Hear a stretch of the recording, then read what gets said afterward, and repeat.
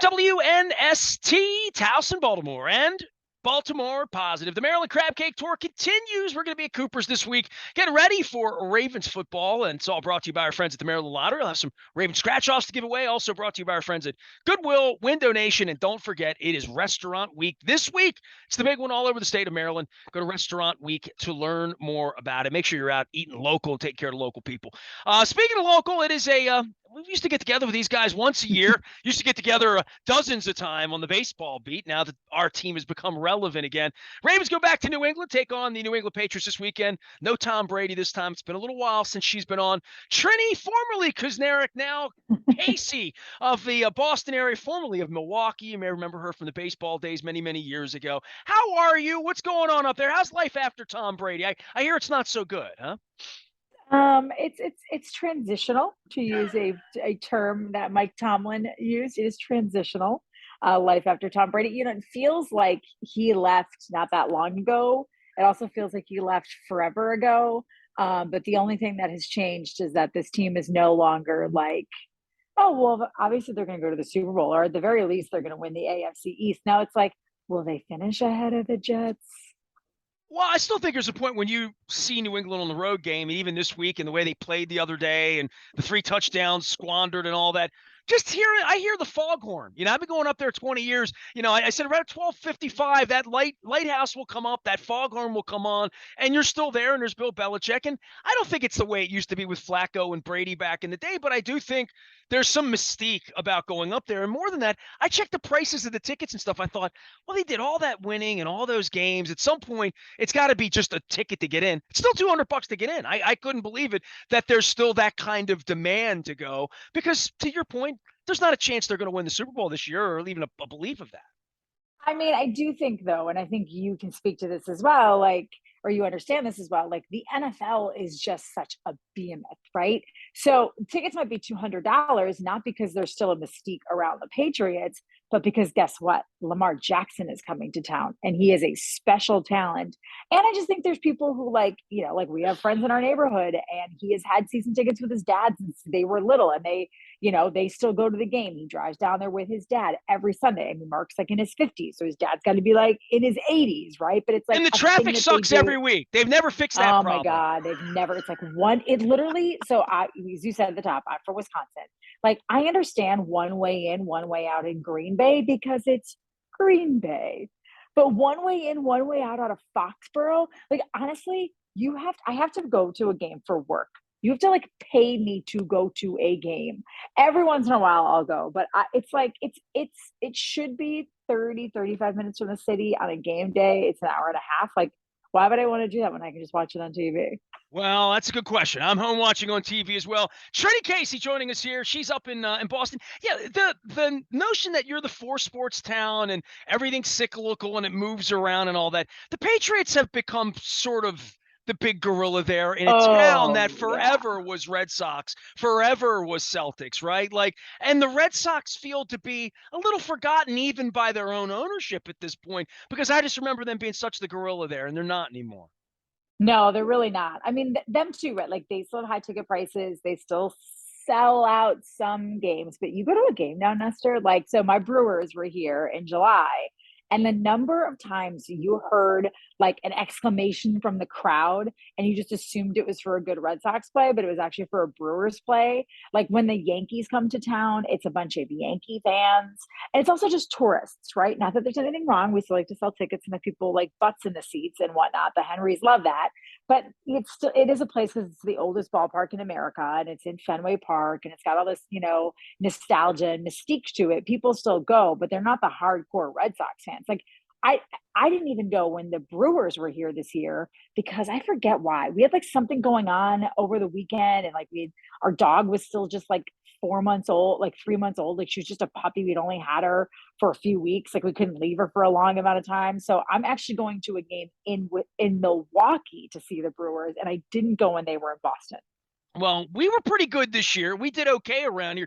I'm trying to get the heartbeat back for baseball here because it's been a long time. There's a Yeah. lot of hope here, but part of that hope is The Red Sox aren't that good, right? I mean, they're feeling like you were never going to catch the Red Sox or the Yankees, which went on here for a better part of a generation. That the Red Sox feel catchable to some degree. They don't feel well run. No, and there are some people scratching their heads at what Chaim Bloom is doing. And I think here, because it is a big market, you have a huge TV deal, and you've got owners with very deep pockets, and owners, by the way, who used to be willing to spend a lot of money. And now that they're not willing to spend as much money, I think that's what's ticking Red Sox fans off and making them scratch their head and go, okay, so hold on a second. You're going to run this team. And this was a fear people had, is Chaim Bloom going to come from Tampa and run the Red Sox like he ran the Tampa Bay Rays? I saw when you tweeted out that you were going to have Dan Shaughnessy on this week, a big lineup of Boston people. I'm sure he's used the term Tampa Bay Red Sox, right? Like, yeah, yes, like Tampa Red Sox or Tampa North. Like, it's just people are frustrated that they're not in the conversation for Rafael Devers. They're not in the conversation for Aaron Judge. They weren't in a conversation to trade for Juan Soto. Like, why would you, like, in the past, you would trade everything away to bring a guy to your team that would like change the entire trajectory of your season. And now that just doesn't happen. Now you're signing guys at the deadline, like, no offense to Eric Hosmer, like, nice guy, but you're trading for Eric Hosmer and Tommy Pham. Well, the Mookie Betts situation wasn't good either. And around No, here, obviously, awful.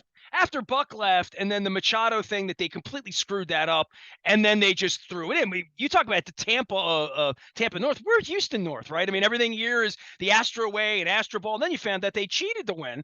But this is turned around relatively quickly. But the big issue for ownership is, are you going to invest? How do you complement? Oh, we're great at the draft. We've drafted 1-1. We have those players now up. Where are you going to spend more money? Because there's no way to do this from the bottom of payroll consistently.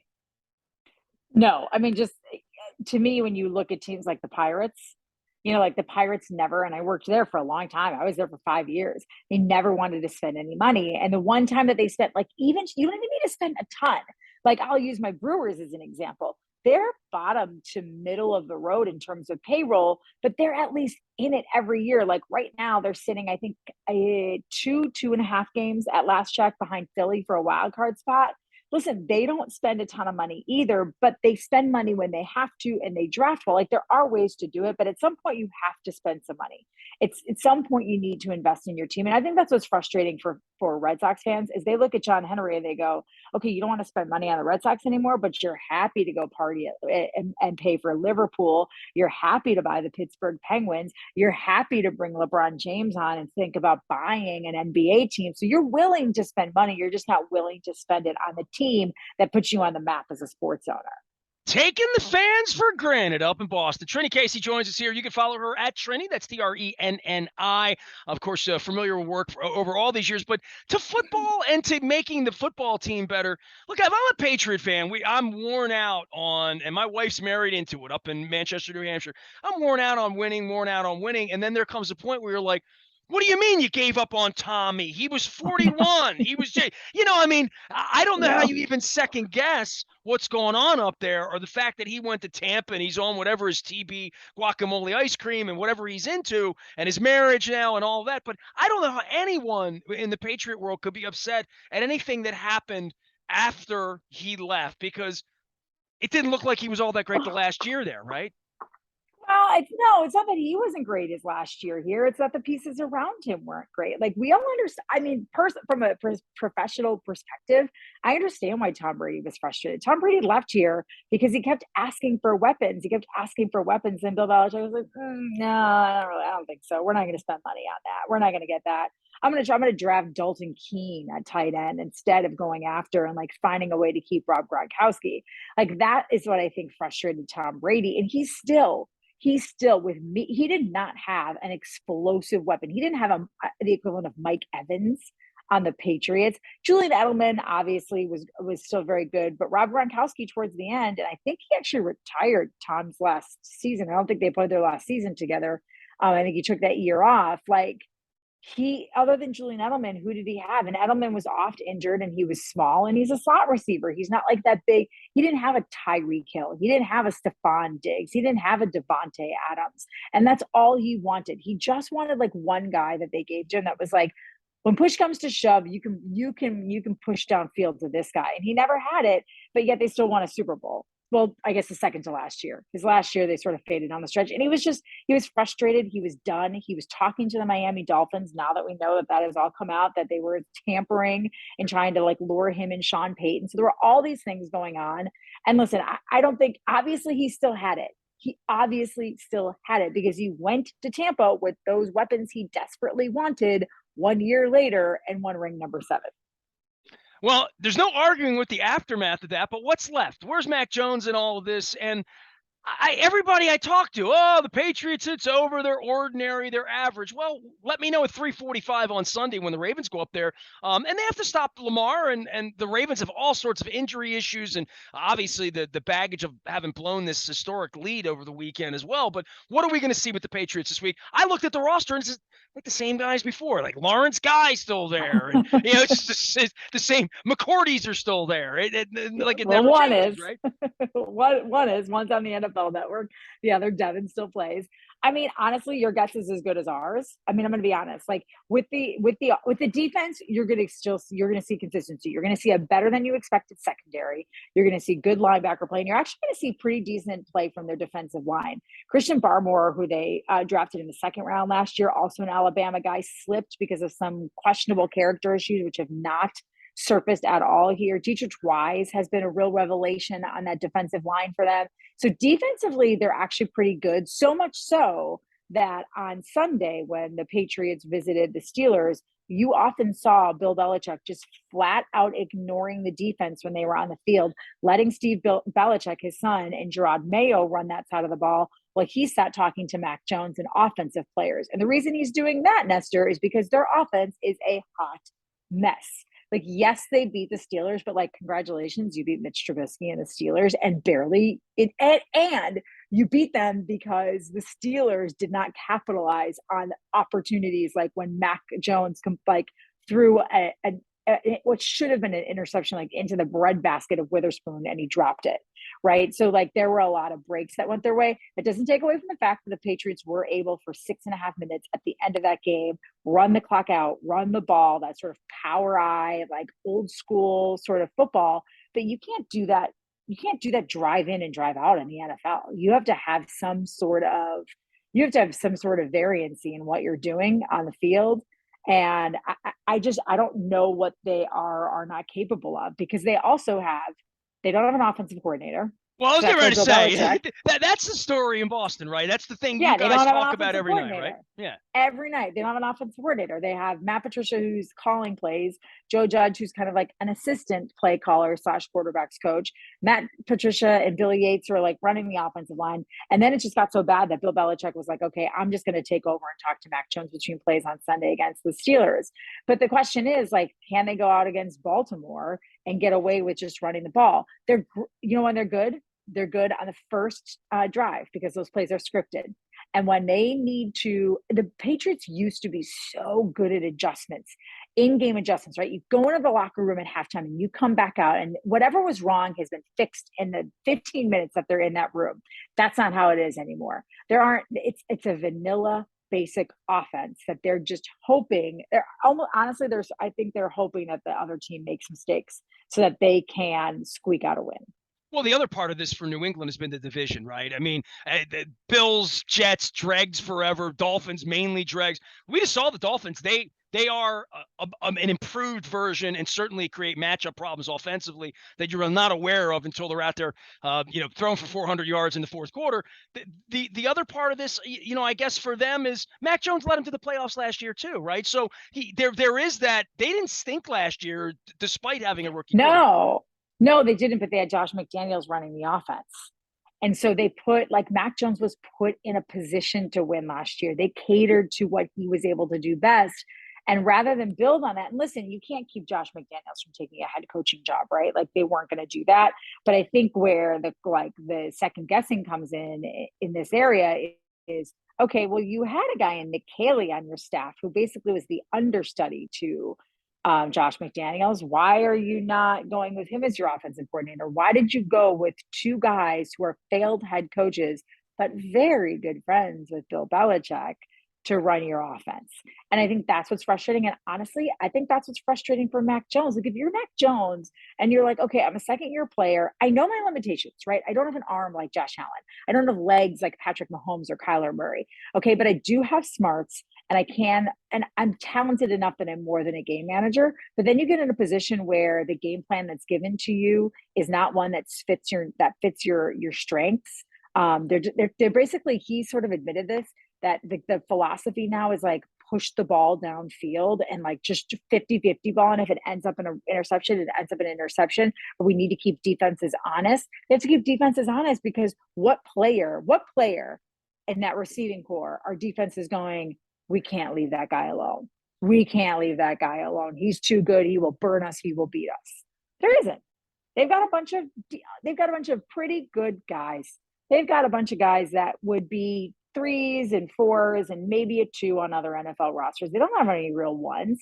They don't have like that cover corner guy, the guy that you're like Darrelle Revis of the old days needs to line up against. Your Javarian Howard can't leave their side. They went after Devontae Parker and brought him in, but he hasn't done squat so far. But I'm really having to watch my language on this. Well, I'll tell you what, you make them sound so star deprived, and all of you up there, the sky is falling in New England. We still got to go up there and play. And that being said, Lamar Jackson, clearly the fear is real for him in breaking off a 79-yard run at any point if you're not watching your backside. And his arm has gotten better. I feel like his arm and his accuracy have gotten better.